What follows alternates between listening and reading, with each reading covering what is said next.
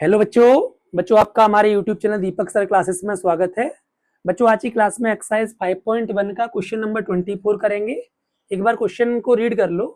Question क्या कह रहा है, आपको सभी पॉसिबल कॉन्जुगेटिव पॉजिटिव और इवन इंटीजर्स निकालने हैं।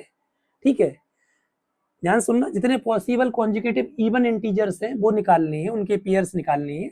उसमें से भी कंडीशन कही गई है कि दोनों जो कॉन्जुगेटिव इवन पॉजिटिव इंटीजर्स है ना वो 5 से बड़े हैं और उनका सम 23 से कम है। क्लियर? तो लेट टू कॉन्जुगेटिव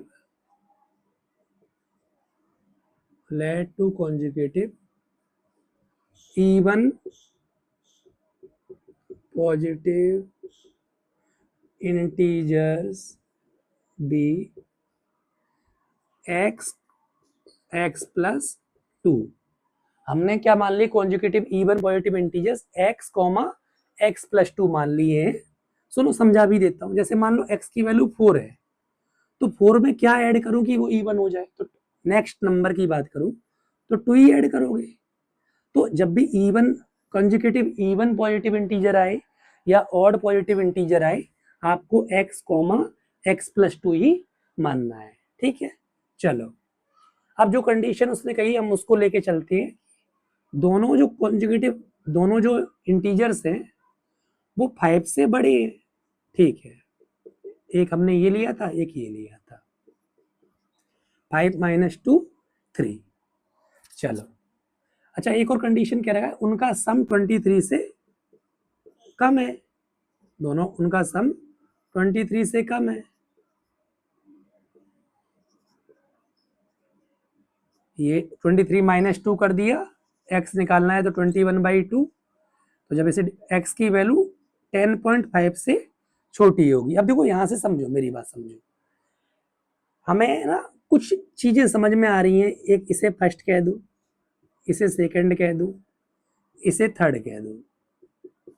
इन तीनों से समझो, x की वैल्यू 3 से बड़ी होगी, 5 से बड़ी होगी और 10.5 से छोटी होगी।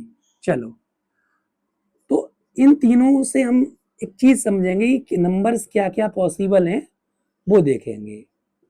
ठीक है, देखो क्वेश्चन में साफ साफ कह दिया था कि दोनों पॉजिटिव इंटीजर्स 5 से बड़े हैं।